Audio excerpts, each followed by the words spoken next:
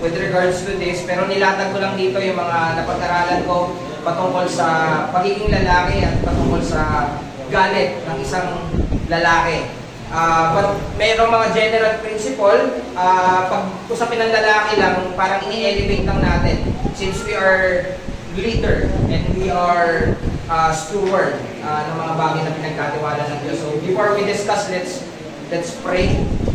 Aming Diyos, na nagpapasalamat kami sa mabuting kalooban mo na maging ang mga kasalanan na madalas hindi namin na-address at hindi namin napapansin, kasalanan na if we will be honest, hindi pa rin namin napagtatagumpayan, ay tinuturo nyo sa amin upang aming mapaglabanan at dalangin namin, mapagtagumpayan namin na magkakasama.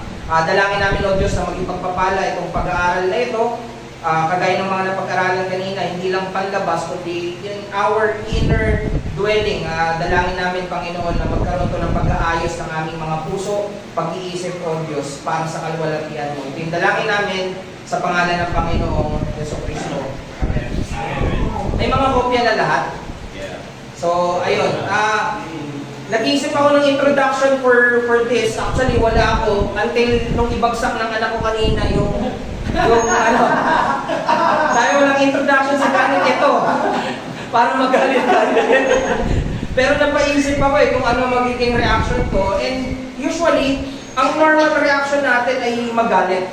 Lalo na sa mga bagay na parang sudden, ang sudden reaction din natin ay magalit. Pero, bakit dapat nating aralin o tignan yung patungkol sa emosyon ng galit?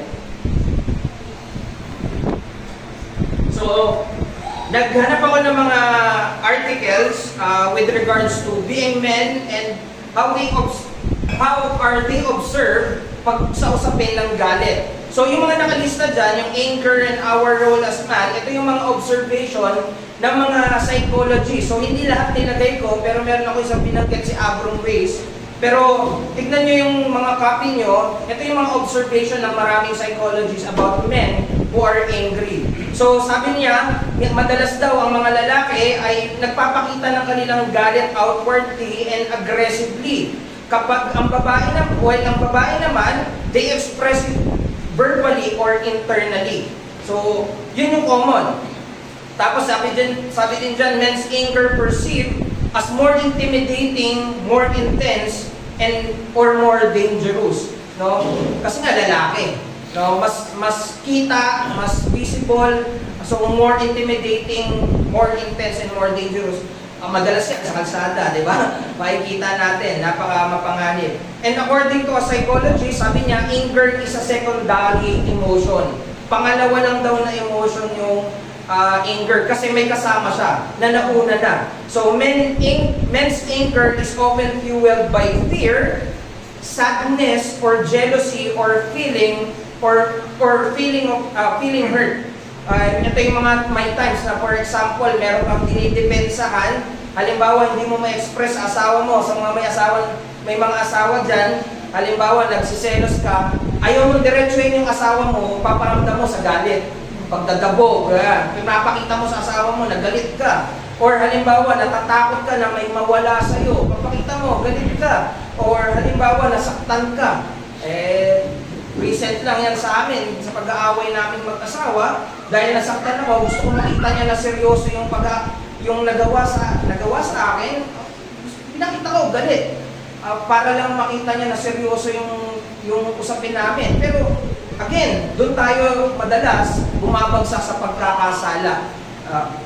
Sabi pa ni Abram Weiss, anger is the only emotion that is socially acceptable for men. So it may be the one they tend to be the most comfortable expressing. Pero at least yan yung turo ng mundo. As psychologists observe, ito yung nakikita nila sa mga lalaki. Kasi nga, ginawa nilang normal na dapat i-express mo. Pag lalaki ka, okay lang na mag-express ng galit. So sabi din dito, while women are more likely to direct their anger inwards and search for a way to blame themselves, ang lalaki naman, they tend to lash out.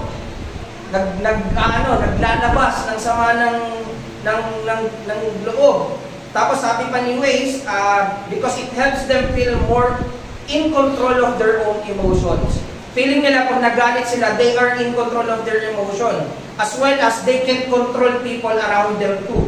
Na narinig nyo, siguro madalas yung mga usapin na kapag galit ang asawa mo, umuwi ka, galit yung asawa mo, ang gawin mo, galit ka na rin. Para hindi na siya magalit sa'yo. So, yung anger ay ginagamit to control others. And even to control ourselves. And we thought, nakokontrol natin yung galit natin by expressing or lashing it out to other. So men have been encouraged, sabi pa dito, to be clearer with their anger. Kung galit ka, ilabas mo. Kagaya ng mga bata, if boys have a conflict on the playground, they act it out with their fist. No? Pag lalaki, sunto ka na lang. No? Hawakan mo sa tenga, no? Mga ganun na, yung dating hawakan mo sa tenga dahil nakasanayan niya yon, paglaki niya, sunto ka na. No? Kaya ang babae, they've been encouraged to keep their anger down.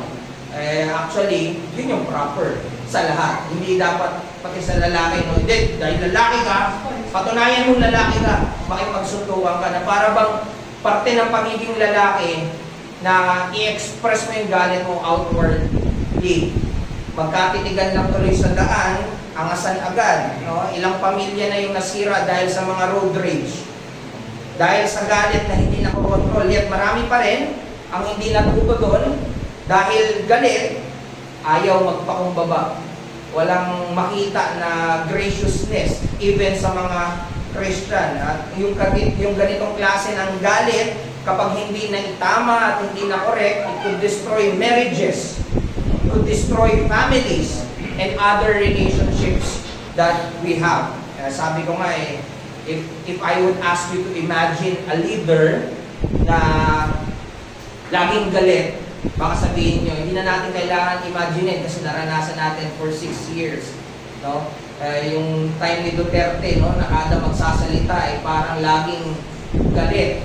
Sabi ng iba, matapang daw, pero ang totoo, parang pagpapakita lang yun ng pagiging lalaki niya dahil ang akala niya, pag lalaki, nagmumura, yun yung way ng parang pagpapakita ng galit that's not how we control anger. No? Gusto kong ipakita lang dito why I list those which I got from the internet sa mga psychologists na yun, yung unmanaged anger. Kapag hindi yan na-manage, it is headed toward disaster. This is true para sa atin ng mga kalalakihan na tinawag na maging leader at tagapamahala. We have leadership and stewardship role. Mas mabigat dapat to sa atin ng mga lalaki. And as men, we have the responsibility to rule over and take care of what God has entrusted us. Dapat makontrol natin at ma-manage natin yung ating mga anger. Pero mo, you are to take care at alam natin na yung pagiging galit, tinutulak yung ibang tao minsan yan palayo. Paano mo maaalagaan kung umiiwas sa'yo dahil nga lagi ka daw galit. So, bilang mga kalalakihan, nawa, maging mas mabigat to sa atin. Again, hindi biro yung pagkatawag sa atin bilang mga lalaki. So, isipin nyo yung unmanaged anger ng isang tatay, mas mabigat kasi nga, dahil leader parang, alam natin na sa totoo to, sa lahat ng gender. Pero isipin mo, kung merong unmanaged anger yung isang tatay na nagli-lead, at merong unmanaged anger yung anak, parehas yun na delikado, parehas yun na merong pangit na resulta, pero it's more damaging dahil yung tatay mismo na nag-lead ay hindi niya ma-manage yung anger niya. So, the more you are on authority, mas mabigat yung nagiging responsibility. Sabi pa nga ni Jim Sabascio, Pastor Jim Sabascio, sabi niya, unmanaged anger is like cultivating a heart of a murderer. Kung hayaan mo lang daw yung galit na yan, para kang gumagawa ng puso ng isang mamamatay tao. Kung totoo yan sa atin, paano sa mga pinagkatiwala ng Diyos sa atin? Are we to ignore the anger that is around us? Paano natin yan ituturo sa mga anak natin o paano natin yan ituturo sa mga mahal natin sa buhay, sa mga taong meron tayong authority over them. Hindi pwedeng hayaan lang natin sila. So in order to manage anger, we need to understand what is anger. So yung next natin dyan ay yung titignan yung general definition at yung dalawang uri ng galit. Kasi meron naman talagang righteous and meron ding sinful anger. Pero madalas, nagpo-fall tayo sa sinful anger. So, actually, ang Bible, ganun din. General, makikita natin later on. So, sa Merriam Dictionary, sinabi doon na ang anger daw ay strong feeling of displeasure and usually of antagonism. Parang laging opposed. Parang laban lagi, ano? Yung antagonism is ginagamit na parang kontrabida, di ba? Pag protagonist, bida, antagonist, kalaban. So parang lagi daw laban yung ganitong pakiramdam. So anger itself, sabi dyan, is not sinful but a natural God-given emotion. Sabi ni Pastor Noel, maganda rin yung sa Christian holiness. Later on, yun yung isa sa mga remedy na titignan natin. Pero binanggit niya din doon na emotion is part of our humanity. Faculty yan ng ating pagkatao, yung emosyon. So, walang masama dyan. Actually, it distinguishes us, human, versus sa mga robot. Diba? Sabi nga ni Pastor Noel doon sa study niya, ang mga robot, no matter how good they are sa pagko-compute, napakagaling nila sa mga computations and many more, pero wala silang emosyon. Pwede silang mag-response na para bang may emosyon, pero yun yung kasi nakaprogram sa kanila. They do not act based on their emotion, but based on what is programmed to them. Hindi yung emosyon. Pwedeng magmukhang emosyon, pero hindi emosyon. It also separate us sa mga hayop na kanilang pwedeng may emosyon, pero makikita natin, kailangan mo pang i-tame, i-control, no? Kaya nga minsan ng tao, kapag hindi kontrolado yung ugali, parang tawag, asal, hayop, di ba? Kasi nga, ganun yung hayop, di ba? Pero significantly, ang emotions ng hayop na nakikita natin, kapag umiiyak sila, pag nagagalit sila, those are emotions na hindi naman nagagamit para luwalhatiin ng Diyos. Only human are created with emotions to connect with God. Na magagamit natin yung emosyon natin para magbigay papuri sa Diyos. Hindi kaya lang yan. Meron ka bang nakitang aso na nagpe-pray, umiiyak at wala. Tao lang ang makakagawa nun. That is very unique for us dahil tayo nang ginawa sa imahe ng Diyos. So sabi ni William Jenkins, anger should not be destroyed but sanctified. Kasi hindi naman masama. Parte mo yun eh.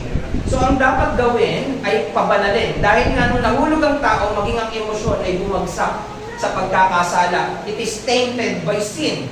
Madalas nagagamit natin pa para mas lalong magkasala. So it needs to be sanctified, pabanalin. No? So ibalik natin sa kung ano yung sinira ng kasalanan at walang iba yun kundi pabanalin siya. So how we react or how we use our emotion of anger could lead to rightful or sinful action. So kapag galit ka, ang madalas, ano yung magiging reaction mo, doon mo makikita kung ano yung tama or ano yung mali. Doon mo makikita na nagkakasala based on reaction. So we have there too, yung righteous anger and sinful anger. So righteous anger, ito yung naka-align with God's will. Example natin dyan yung anger against injustice. Kapag nakita natin na immorality, alam natin mali, it should be something that we should be angry about. Hindi dapat wala lang tayong nararamdaman patungkol doon. Kapag binabaliwala ang Diyos, kapag niyuyurapan ng kabanalan ng Diyos, hindi pwedeng wala ka lang gawin. Meron kang galit na mararamdaman doon. No? Ayaw mo yung mga bagay na mga unlawful. Dapat magkaroon tayo ng pagkagalit sa kasalanan. Tama yun, na magkaroon tayo ng pagkagalit. Pero paano natin malalaman kung ang galit na nararamdaman natin ay righteous anger? So meron akong dalawang nakita sa book ni Jerry Bridges, at ito yung sinabi niya: righteous anger arises from an accurate perception of true evil. Malalaman mo daw na righteous anger yon dahil malinaw sa'yo na masama yon at mayroong paglabag ng batas doon. There is a violation of God's moral law. At ang focus nito, ng galit na to, ay sa Diyos at kalooban ng Diyos, hindi doon sa'yo or sa kalooban mo dahil na-offend ka lang. Hindi yung ganon. No? Pero madalas kasi kasama ka doon sa na-offend. Pangalawa, righteous anger is always self-control. Tandaan natin. Malalaman mong righteous anger yon dahil nakokontrol. So, it never causes one to lose his temper or retaliate in some vengeful way na para bang gusto mong maghiganti. No? Sabi sa Proverbs 14:29, he who is slow to anger has great understanding. So, anong pinapakita nun? Tinuturo nun na kailangan natin ng karunungan in order to control our anger.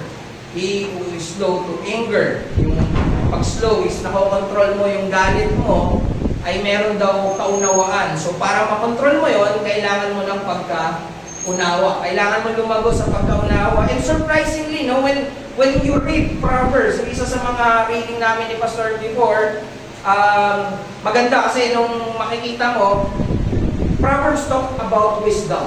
Tapos makikita mo, as you go on sa pagbabasa ng Proverbs, yung wisdom na yon ay may persona. And you would see that the wisdom is pertaining to Christ.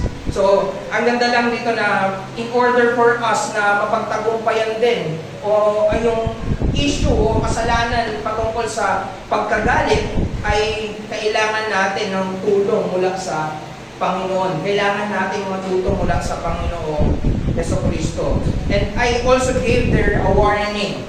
Kasi ang tendency natin ay gamitin yung righteous anger to defend our sinful anger o para itago yung ating mga makasalanang pagkagalit. So, ginulat ko dyan, the fact that we may be reacting to another's real sin does not necessarily make our anger righteous. No? Alam mo na mali, nagalit ka dahil mali yung ginawa niya, hindi ibig sabihin kagad nun na meron kang righteous anger. No? We are likely more concerned with the negative impact of that sinful action on us than we are that it is a violation of God's law. Kaya tayo nagre-react dahil sa impact sa atin, hindi dahil sa violate niya ang Diyos. Or we may even use the fact that it is a violation of God's law to justify our own sinful, angry response. No? Tama naman ako eh. Kasi nga nilabag niya yung batas ng Diyos eh. Clearly, kasalanan yun eh. Dapat lang magalit ako. Pero sa totoo lang, nag-perform na ng hatred sa puso mo. And that's not the intention of godly anger or righteous anger. No? So, pangalawa, yung sinful anger. No? Ito naman yung pagkagalit na nag-lead sa atin na magkasala at ipahamak yung iba. No? Gusto ko na makita nyo yung righteous anger and sinful anger o yung response sa sinasabi kanina. Madalas ang nangyayari, sinful anger dahil nag-lead din sa'yo sa kasalanan, pero merong righteous anger na nag-lead sa'yo sa Diyos. Nag-lead sa'yo na, di ba, may mga tao na mas nananalangin pa nga lalo kapag nakakaramdam ng ganito. And that's right. Dahil mas gusto mong malaman kung ano yung kalooban ng Diyos. How would you know the will of God? Diba? You pray and you pray the word. No, mga means of graces pa din. Kapag may ganito ka nararamdaman, alam mong may mali, so anong dapat mong gawin? Yung tamang dapat gawin ay mga kaparaanan pa rin ng biyaya. Lumapit ka pa rin sa Diyos. No? Hindi yung parang gagawa ka ng sarili mong paraan to resolve that anger. No, may sarili kang paraan. So, that's why it resulted, yung sinful anger, resulted to violence, unlawful revenge, or holding of grudges. So, sabi ni Jerry Bridges sa Respectable Sins, ang anger daw, ito sinful anger na yung tinutukoy niya dito, sinful anger is often accompanied by sinful emotions, words, and actions. Kaya siguro yung sinasabi rin ng psychology kanina, yung psychologist kanina, it's a secondary emotion. Ganito rin halos sinasabi ni Jerry Bridges. Kasi nga, may kasama na tong sinful emotion, words, and action na nakakasakit doon sa mga, to those who are the objects of our anger, to those madalas tao. No? A sin that we unconsciously treat as acceptable.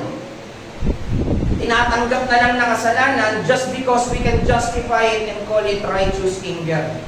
No? Parang sinasabi natin, okay lang yan. Ang nagiging resulta tuloy, mababang pagtingin sa kasalanan at ang nangyayari, yung kasalanan na mababang tinitignan, tinotolerate at tinatanggap na lang as if there is nothing wrong about it. Yun yung resulta na kapag mababaw na pagtingin sa galit o sa makasalanang pagkagalit, yung nagiging resulta kapag ginajustify natin, no? Pwede naman may righteous anger naman eh. Madalas yun yung nangyayari. No?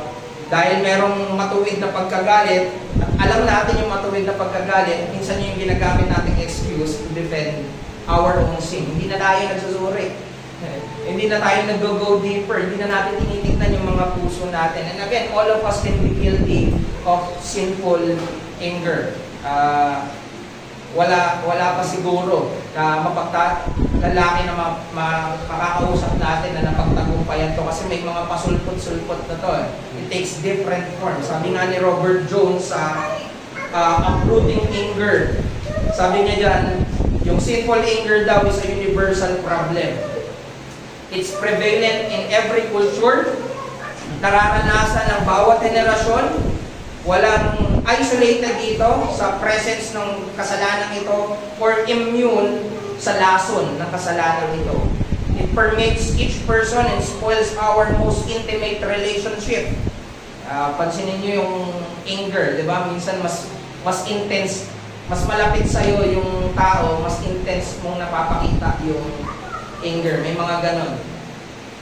Kumpara sa ngayon mo lang nakilala, minsan hindi ka pa agad nagpapakita ng ganong galit. Madalas yun yung observation.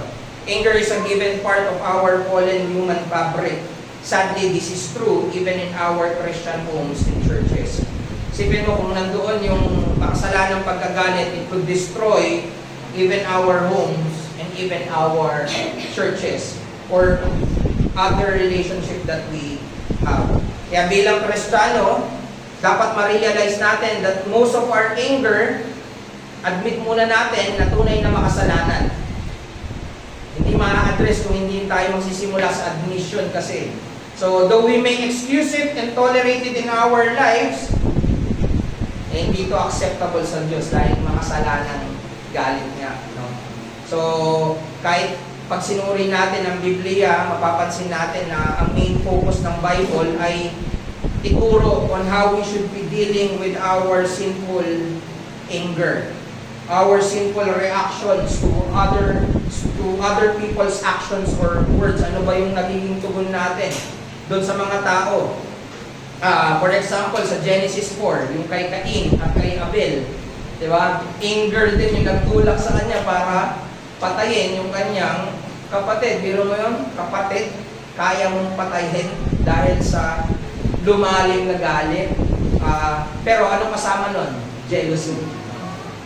Pagkaselos, no? Sa 1 Samuel 18, jealousy din. Si Saul, gusto niyang patayin si David. Bakit? Dahil nanalo si David sa gera, sa laban ng Israel, laban sa mga non-Israelites. Tapos, kumakanta yung mga tao, nagbibigay ng praises kay David. Si Saul, gusto niyang ipapatay si David. Actually, ang hatred na yan, maging sa anak niya, ay pinakita niya. No? Later on, kay Jonathan, ay nagkaroon din siya ng pagkagalit. Sa Mark, sa serye natin sa Mark, si Herodias, yung babae na ni Herodes, di ba?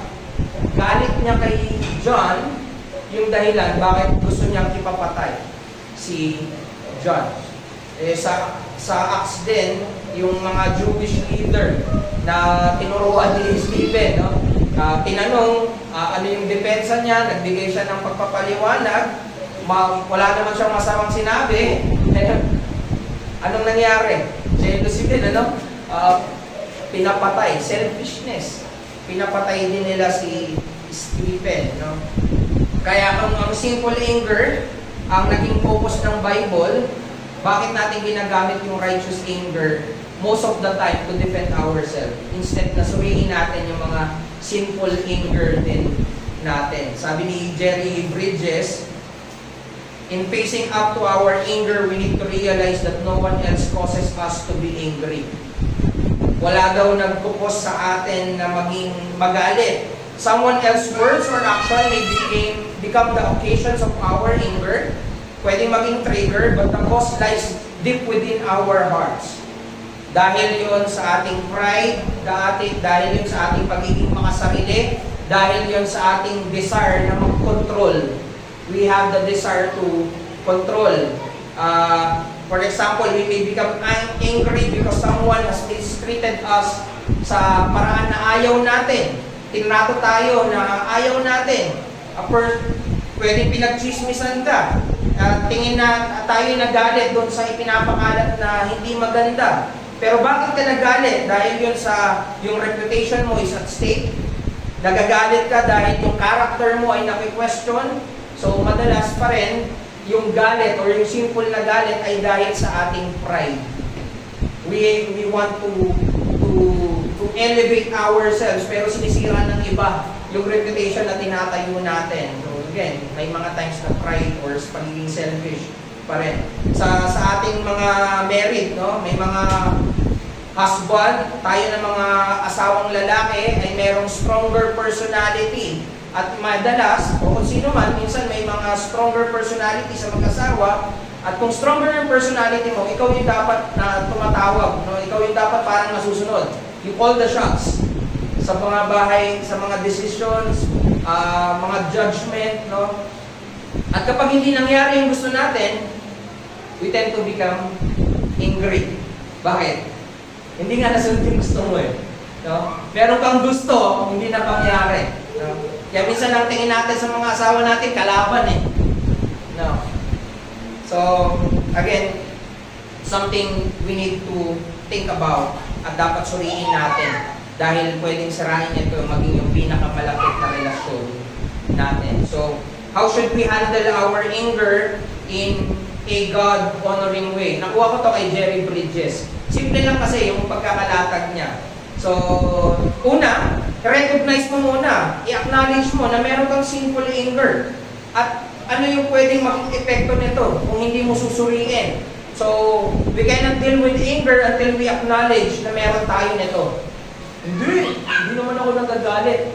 Alam mo yung nangyayari, sabihin natin hindi tayo nagagalit, pero ang totoo, yung work nasa puso natin.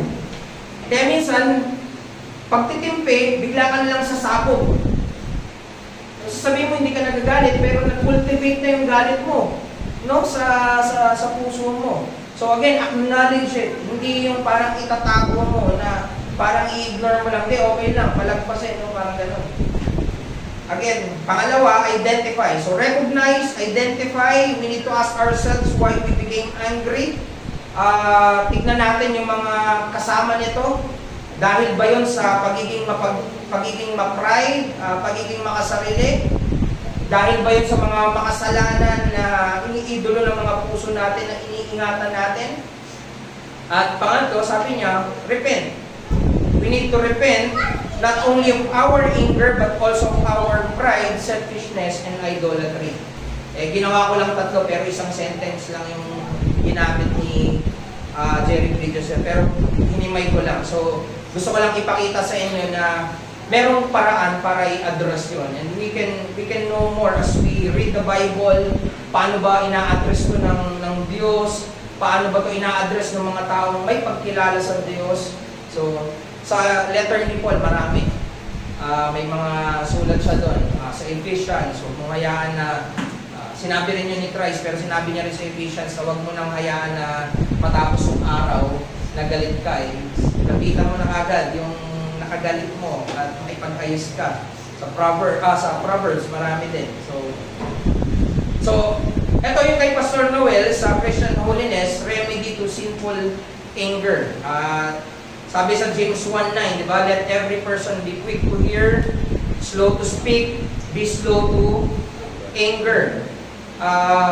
What is being slow to anger means? Ano nga bang ibig sabihin na mabagal na pagkagalit? So, tatlo yung pinakita niyang remedy dyan.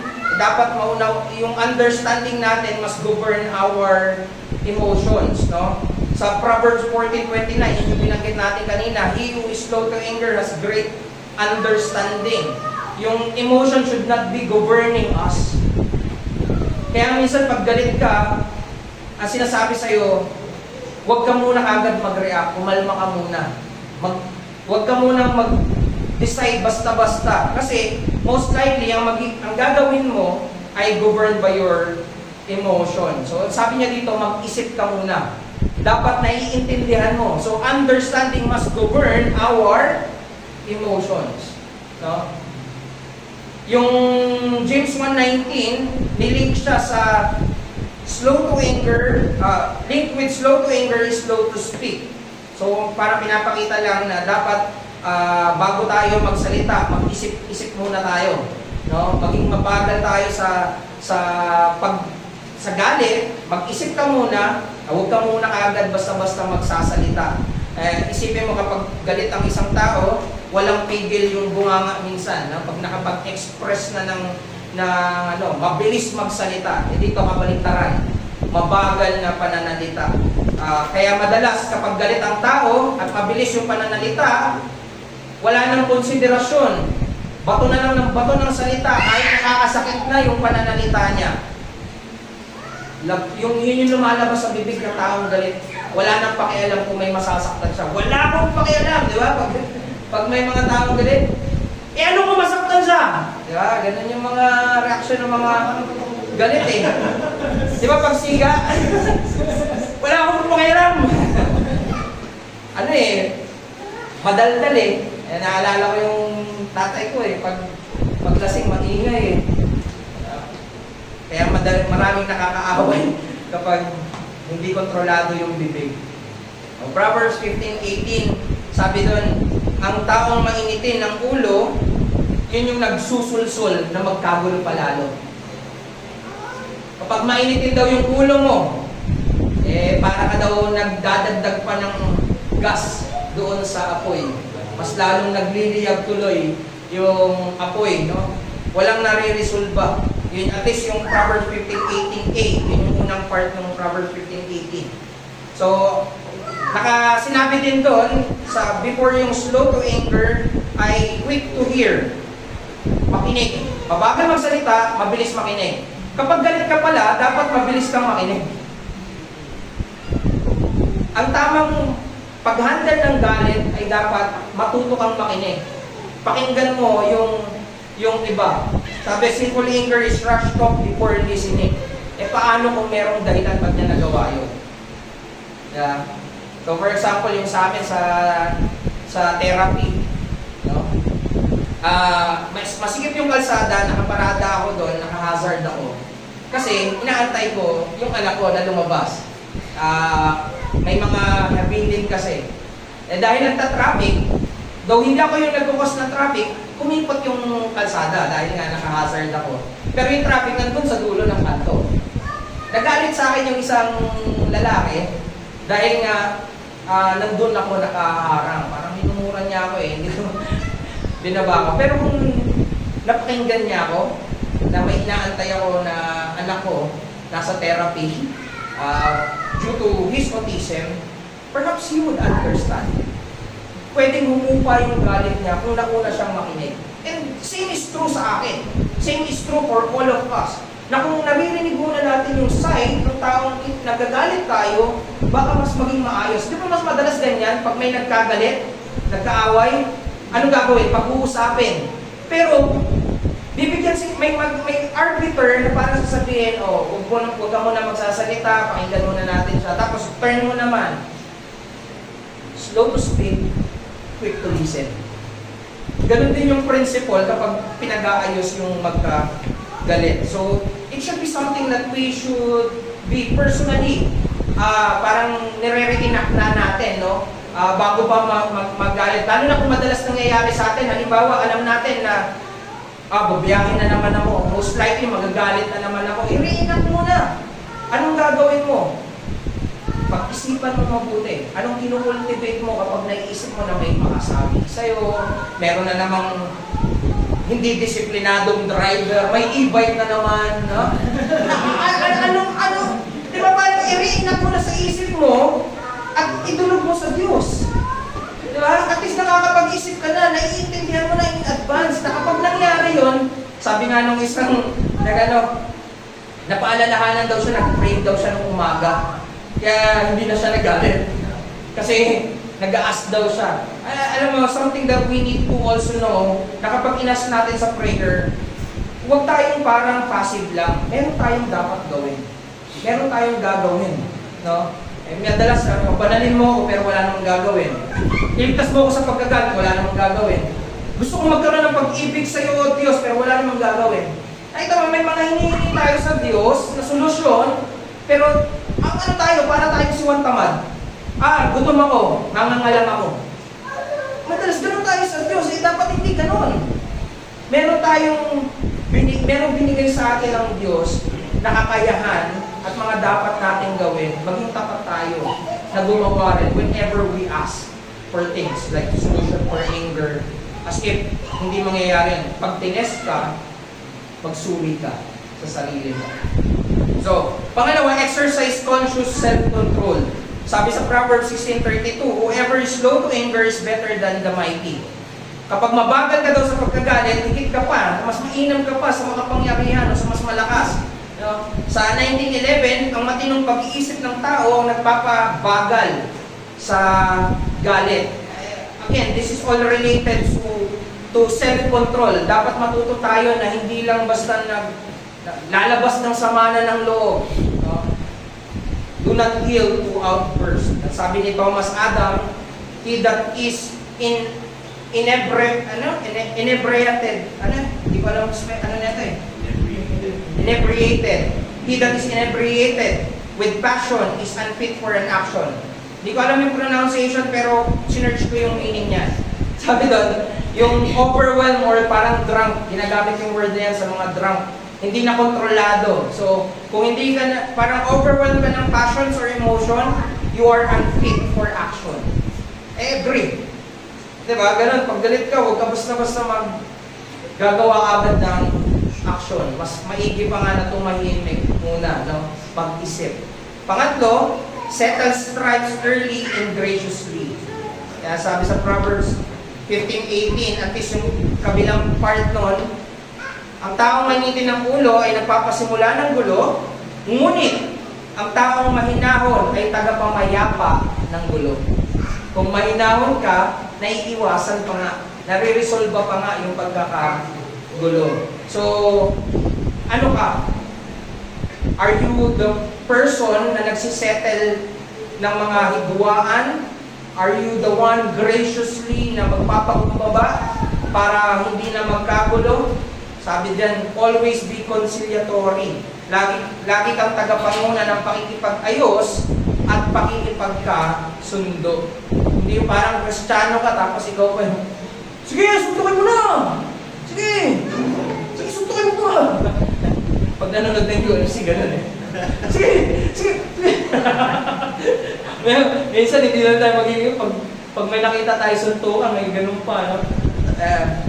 Maging maingat ng doon, ano? Pero again, dapat tagapanguna tayo ng pakikipag-ayos at pakikipagkasundo.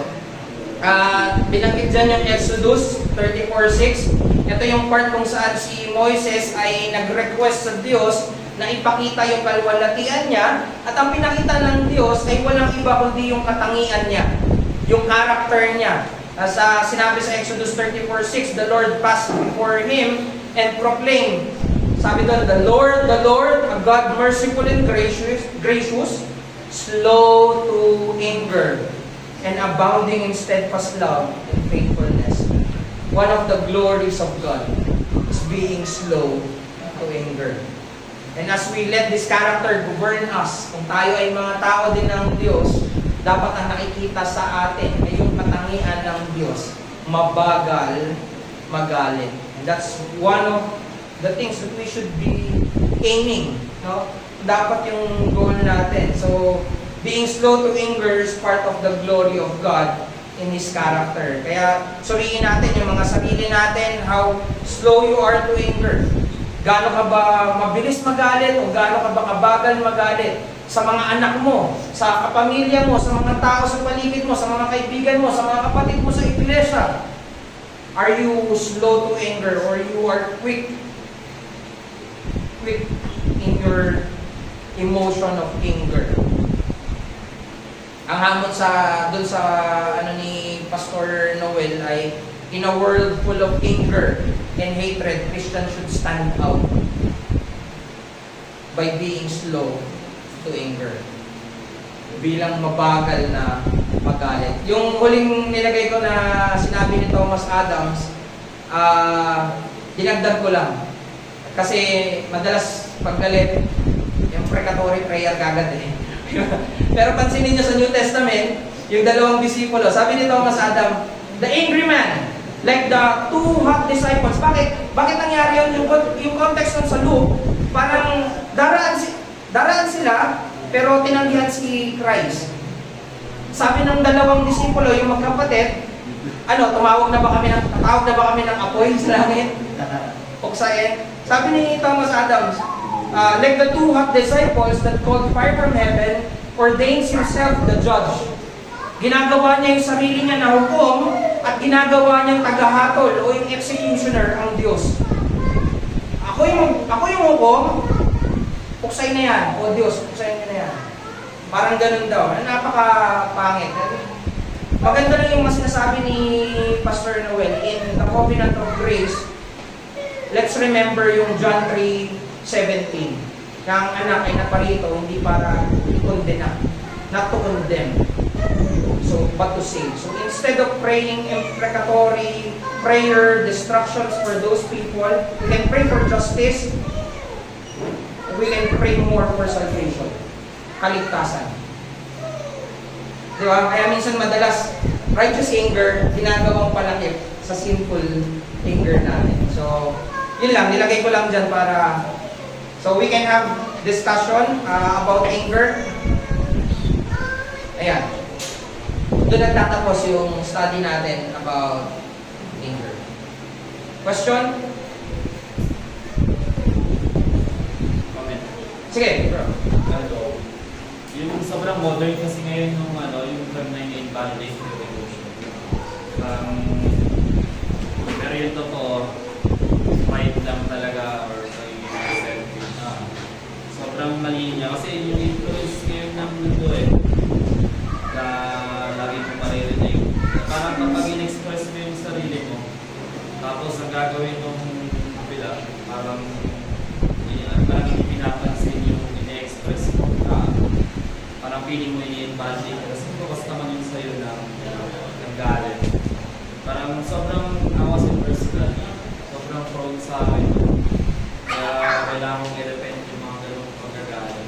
Baka din sa iba, ganun ang thinking na dapat ina-express yung sarili lagi para malaman naman ng tao yung yung nararamdaman mo o yung nasa utak mo. Pero yung sa totoo, gusto mo lang talaga i-lash out kung ano yung gusto mong malaman niya without thinking na nakakasakit ka na pala. Kasi minsan gano'n yun kung ano yung emotion mo, madalas towards dun sa tao. So, isa yun sa mga tulad ko, sobrang ganda nung kay Jen, yung sinabi na hindi nagkakos yung ginagawa ng iba. Though may trigger na, pero doon na kasi magsisimula yung laban na kung paano ka mag-react or mag-respond. So, ayun, hindi yung ibang tao yung nagko sa'yo, kaya ka nagalit, hindi na sa sarili mong puso na yun lang. Salamat din. Actually, isa sa mga nakita ko rin na problem ng marami ay they tend to express their emotion on other things instead of expressing their emotions to God. Napakaraming nagsasabi ng Kristiyano, pero kapag meron silang nararamdaman, nasa height sila ng nararamdaman nila, they do not tend to go to prayer. At least sa akin, may mga ganun akong instances. I know for myself, na ganun ako. And that's something that I need to mortify. Yung hindi paglapit sa Diyos or pag-i-express ko sa... Mas gusto ko pa mag-express sa ibang tao kaysa sa Diyos. Hindi ko sinasabi na maging ano ka lang. You can be honest to God with your emotions. At tingin ko, kaya yung Psalms makikita mo, very open na pag nararamdaman yun talaga Pero babalik at babalik sila kasi meron silang awareness sa kung sino yung Diyos. Madalas hindi tayo nagkakaroon ng awareness kung ano yung gusto ng Diyos para sa atin dahil una, hindi naman siya yung kinonsulta natin. Iba kagad. Ways kagad ng iba. Tapos nagtataka tayo, bakit ways ng iba yung na-adapt natin? Because we tend to go their way, not on God's way. So maganda rin yung nabanggit mo. Pag-i-express ng sarili at pagsusuri ng sarili nating mga kasalanan. Kasi may underlying talaga At madalas ang nakakaalam nun, Diyos at ikaw. Minsan parang yung isang problem ng mga kalakihan, parang mas madaling mag-blame ng iba. Siguro hindi lang sa lalaki, pero again, mas visible sa lalaki dahil we are on the leadership role. Tagapanguna tayo at mas kitang-kita yon. Apektado yung asawa natin babae, apektado yung mga pinangungunahan natin, mga anak natin, marami pa. Diba? So, thank you for that. Ganda po din. Na pwede rin naman talaga mag-express, pero wag lang dun sa part na galit ka. Ganyan, ano na kayo sa reconciliation. After nun, okay na kayo. Pwede naman na kayo mag-open up na dahil sa nagawa mo ganito, hindi ko yung naramdaman ko. May maayos naman na pag-uusap na pero wag lang talaga yung point na gusto mo lang magmula na parang sarili pa rin. I-express ko yung emotion ko dapat, iniintindi mo. Demand pa. Pero sobrang totoo nung kasi gusto mo lang talaga sisihin. Nag-cause sa'yo. Kaya ka nag-depend kasi dahil nagawa niya yun, gusto mo siya sisihin. Sobrang mali na bakit kaya ganun tayo mga lalaki na parang ang bilis talaga nating magalit. Pero ayun, kailangan mo talaga ng kontrolin. Isa sa mga helpful din na naalala ko lang hindi ko napagpaalam ito kay Deacon Louie sa Isol. Naalala ko isa sa mga natutunan ko from them na gusto kong i-apply sa relationship namin mag-asawa. Kapag galit, tahimik muna yung isa. Hindi mo sasabayan. Parang hahayaan muna na mag-subside yung nararamdaman niya bago magkapag-usap. Tapos tatanungin, pwede na ba tayo mag-usap? Kaya Deacon Louie sa akin na solve natutunan yun. Which is tingin ko healthy sa relasyon ng mga mag-asawa. Huwag mong sabayan kasi madalas kapag galit siya, sabayan ko ng galit. Galit din, no? Kaya nag-aaway. Yun mismo yung natutunan ko sa mundo. Pero meron palang mas maayos na paraan. Question. Related sa ni JM, kapag nag-express ka ng anger sa Diyos, kaya nagkaroon tayo ng imprecatory prayers dahil hindi siya for the public to know na Lord, paulan mo na sila ng apoy. Pero kasi yung sa Psalms na graphic na patayin na siya si ganito, dash them to pieces, ganyan. Somehow, yun yung pag-express ng psalmist ng prayer niya sa Diyos dahil din sa injustice na nakikita niya. Yung context nung sa Old Testament, yung way ng pagpapakita rin ng pagsama ng Diyos at blessing ng Diyos sa bayan ng Israel ay para magtagumpay laban sa ibang mga lahi. That's not the same context sa New Testament, no? sa New Covenant. Doon kasi may about victory. Matatalo sila, ano yun sa bayan ng Israel. Pero dito, we are to win them. Maligtas sila. Kaya nga, maging ang mga Gentiles ay kasama na rin sa tatanggap ng biyaya. So, think of that. Again, narinig ko lang to and I agree with Pastor Noel with that. We are on the covenant of grace and we need to be gracious. Kung ang anak ay naparito, hindi para ikondena sila, bakit niya kinorek? Nirebuke ni Christ yung dalawang disipulo nung sinabi nila yun Perhaps they have the same mind na mga, mayroong mga imprecatory prayer sa Psalms Again, these disciples are familiar with the Old Testament. Perhaps they are coming with the same thinking. Pero ang sabi ng Panginoong Jesus, kinausap niya yung mga disipulo at na-review niya yung mga disipulo. And tingin ko ganun din. We are praying for imprecatory kasi pag imprecatory, destruction eh. Why not pray for their salvation? Di ba? Parang ang hirap sa atin na ipanalangin. For example, si Kibuloy, ang ano natin talaga is, ang prayer natin, mas madaling sabihin na mapahamak na siya eh. Para matigil na yung kasamaan niya eh. Pero ilan lang yung mananalangin para sa kaligtasan ni Kibuloy. And I do believe those are gracious people. Being gracious to the undeserved. At tingin ko yun yung isa. So, expressing ourselves. Pero, again, not my will, but God's will. Yun yung righteous anger. Kapag lumabas ka na doon at kalooban mo na pala yung mapangyayari doon sa ine-express mo sa Diyos, eh, you know it's not righteous anymore. So, may ipala ko. Tapos nalinawan lang yung pagiging gracious. Kasi minsan yung inexcusable sins against us, yun yung kinagagalit natin na parang ito ginawa mo sa akin ito, parang either nakakalalaki na or nakakabastos na. Pero kung titignan natin, tayo yung unang gumawa nun sa Diyos na inexcusable talaga dapat yun eh. But out of His grace and mercy, na pinatawad niya tayo na maaari natin express sa iba because of that. Siguro kasi yung next mong question, yung sa righteous, as a sinful anger kasi is gusto mong malaki, violence, gusto mong mag-harm. Tama ba? Base dun sa kanina natin na pag-usapan na discuss, is yung righteous anger is to pray for the salvation ng tao na yun na nakit sa akin, to forgive my debtors, na Lord, sana matauhan to kasi napakamakasalanan nito na sana yung justice ni Christ yung mangyari sa kanya na maligtasan na siya. Parang ganun ba pas yung action ng righteous anger?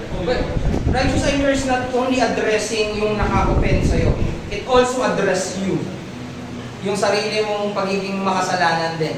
Na minsan, we tend to sin by doing right things minsan eh.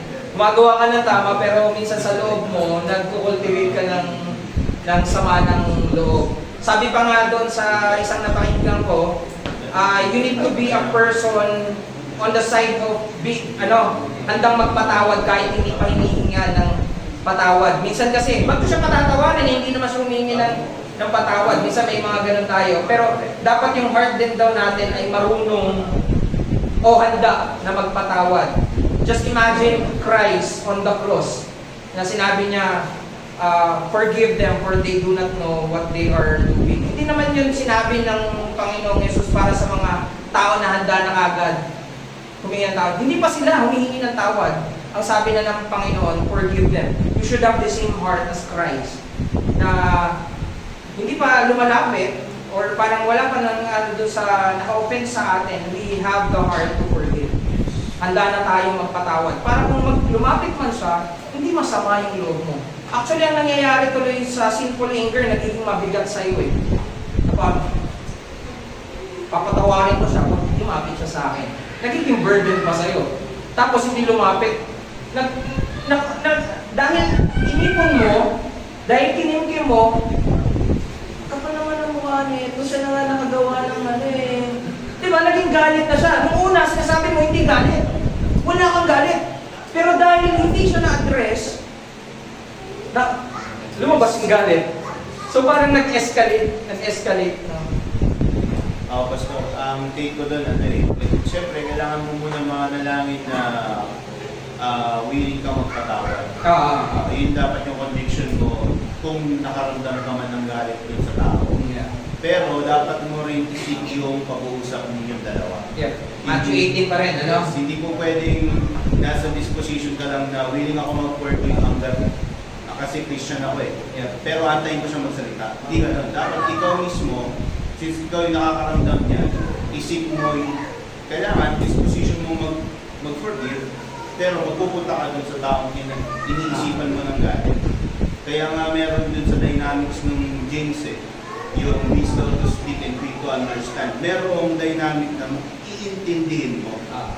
Paano mo maiintindihan kung hindi mo kakausapin? So, So, kailangan makipag-usap ka. Ano ba talaga yung nangyari? Para ma-address. Ito yung tingin mo, naramdaman mo. Gusto mong mag-repent kasi naramdaman mo yung tungkol sa kanya. Hindi po pwede pupunta ka rin makipag-usap ka, sasabihin mo, pare, mali kasi ginawa mo eh. Sabihin mo, naramdaman ko itong galit na to, patawarin mo ako. Kailangan, consistent ka din ng forgiveness sa kanya. Walang understanding kapag hindi mo narinig siya. Yes. Hindi na ko kompleto yung dynamic nung sa principle sa James eh. Tapos nung kinausap mo, wala lang pala sa kanya yun. Mapapulang pala. Alam mo yun, parang ikaw pala nagpakomplika ng scenario. Pero, again, may mga cases na ganun talaga. But I believe the same principle can be applied. Kausapin, listen, understand, over the emotions. Understanding should govern our emotions. So, magandang mga principle, dalangin ko na ma-apply din natin bilang mga kalalakihan. Again, this is also true inside the church. Kasi we have high expectations sa mga tao. Kristyano siya, bakit ganyan siya? Minsan, ang taas ng expectation natin, we are the one who set our expectations to our brethren. Na kapag bumaba yun, tayo yung nadidismay. Diba? Parang tayo rin yung judge ng iba. Pero again, we are to understand para sa mas maayos na relasyon sa iba. May input lang ako mas bro. Sige. Kasi na-experience ko talaga yung magagalit sa tao na ano. Pero ang nakita ko na nagiging parang outcome ng galit ko is I want to win. Parang nagiging drive ko siya na para matalo ko itong taong kirkalit ko. Para patunayan ko na tama ako. Diba, nagiging sarili pa rin, ano? So, ang nakita ko doon is dapat ma-realize natin na yun yung nagiging dynamics kapag galit tayo. Gusto nating manalo over the situation. Gusto nating patunayan tama. Ngayon, sa Christian principle, siyempre, kapag nasa church ka, ayaw mo naman makasama yung kapatid mong tinalo mo, di ba? Ang feeling na lang niya palagi kapag kasama mo siya, tinalo ito, natalo ako nito. Kaya kailangan iisipin natin yung anger natin kapag nakikipag-usap tayo sa tao. For example, sa evangelism, righteous yung anger mo kasi binababoy nila yung pangalan ng Diyos. Sasabihin mo, makasalanan ka. Binababoy mo yung pangalan ng Diyos ko.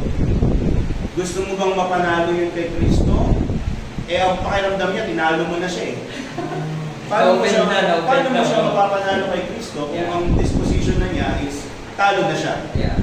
Nagiging sense tuloy na surface level lang na argument lang yung nangyayari. Wala ka talagang sincerity na dalahin mo siya sa pananampalataya. So, kailangan natin makita yun na kapag nakikipag-usap tayo, hindi natin gustong manalo. Ang gusto natin mangyari is maintindihan natin at madala natin sila sa evangelism kung ang believer, reconciliation kung Christian. Ayaw mo namang mabuhay ng kasama yung asawa mo, tinalo mo yung asawa mo, di ba? Mapakita na lang palagi ng asawa mo sa iyo, o ng kapatid mo, o ng magulang mo sa iyo, tinalo ako nito. Palagi na lang panalo. Sa mga family, ganun din, di ba? Relatives. Ayun na basta.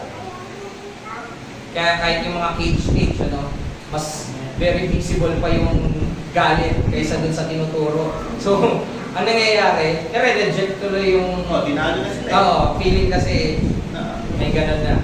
Na-offend na. Thank you for that, bro. Ganda yun. Sige. Meron pa? Ayan, sige. Pero ano na lang, reflection ko dun sa righteous anger. Yeah. Na maganda kasi yung sinabi dito na hindi purpose, destroy yung emotion, only sanctify yung anger. So, maganda yun na makultivate sa mga Christian na magkaroon ng righteous anger. Na natify na ng mga nila, pag righteous anger, slow to speak. Pag righteous anger, quick to listen. Tapos pag righteous anger, slow to anger. So, parang well-defined kung ano kung ibig sabihin ng mabuting galit ay hindi walang galit. Ang mabuting galit ay hindi walang galit. Ang mabuting galit ay galit, mabilis makinig, mabagal magsalita, saka mabagal. Kasi yung sa Exodus sabi dito na yung glory ng Diyos, slow to anger. So mga Christian, hindi na pwedeng wala lang yung kasalanan. Meron yun, pero hindi ka kagad nakaka-afford. Hindi ka kagad maglalamit. So, maganda lang yun na, na binasa ko sa kanila dito yung 2 Timothy 4:14, kung saan sabi ni Paul, Alexander the coppersmith did you great harm. The Lord will repay him according to his deeds. So meron pa rin ako inisip na nagpaparusahan siya ng Diyos, parusahan siya ng Diyos. Hinarm niya yung apostle. Pero wala din pong explanation, hindi niya elaborate. Yun na yan. Kumbaga hindi quick to anger si Paul. Kahit na sobrang grabe na yung ginawa sa kanya, saka sa gospel. Pero slow to anger sa siya. So hindi wala sa dalawa. Kasi pagkakos talaga ang Panginoon. Hindi pwede hindi. Pero, huwag agad. Kaya ako, kailangan maging slow to anger. So I think maganda yung mas na ma-motivate. Thank you, righteous anger. Gusto ko rin linawin kapag sinabing slow to anger ang Diyos, hindi ibig sabihin na binabaliwala niya lang. Actually, sa Romans sinabi, storing up wrath. Merong time na ibabagsak niya yung mga bagay na nire-reject natin, no? Ibubuhos yung galit na yan. So, anyway, tapos na ata yung mga babae. Maraming salamat sa naging sharing. Bilang mga kalalakihan, sana maging hamon patuloy ito na i-sanctify yung ating mga emotions, especially yung anger, dahil ito yung mga maling tingin sa kalalakihan. So, salamat sa Diyos dahil ang kalalakihan, ayon sa salita niya, hindi dapat maging kagaya ng kalalakihan defined by the world. So, we thank God for that. We have men na we can imitate like Paul, diba? Like yung mga nababasa natin sa salita ng Diyos. Tayo ay Apostle Paul yun. Si Paul ay gagaya rin kay Apostle Paul. So, tayo manalangin. Maraming salamat o Diyos sa mga pinagsaluhan naming katuruan patungkol sa pagiging magagaliting lalaki, and that is something that we should also be sanctifying. It could be a danger para sa aming mga pamilya at sa mga relasyon na meron kami maging sa iglesia. Pero salamat o Diyos dahil maging dito nililigtas mo kami. Maraming salamat o Diyos sa mga bagay na naging mababaw yung pagtingin namin. Dapat pala namin pagtuunan ng pansin dahil we can learn how we can be a recipient of the gospel for those people around us, even dun sa mga naka-offend sa amin. Kaya salamat po sa maluwalhating ebanghelyo na nagpapakita sa amin na kami nga ay pinatawad. Dapat ganun din kami sa mga tao na naka-offend din sa amin. Matuto kaming magpatawad. That we should be storing up more time sa pagbibigay sa inyo ng aming mga emosyon instead of doing or lashing out our emotion out of our own way. Sana hindi ito maging ganito para sa amin. At sana mapalaki namin yung mga kabataan, mga young men na bilang mga lalaking nakakatanda na hindi namumuna sa galit, mabagal sa pagkagalit. Nakakapagluwalhati yun sa inyo, Diyos. Kaya salamat po dahil katangian nyo ito na dapat naming tignan. Hindi lang kahanga-hanga ang pagiging maitigin mo, pagiging maawain mo, kundi maging ang pagiging mabagal mo sa pagkagalit. Salamat po, Diyos. Mabuti ka. Pagpalain nyo kami at sa pagsasalo-salo namin, nawang mas magkaroon pa kami ng relasyon na mas mainam, na na-enjoy yung mga mabubuting bagay dito sa mundo. Salamat po sa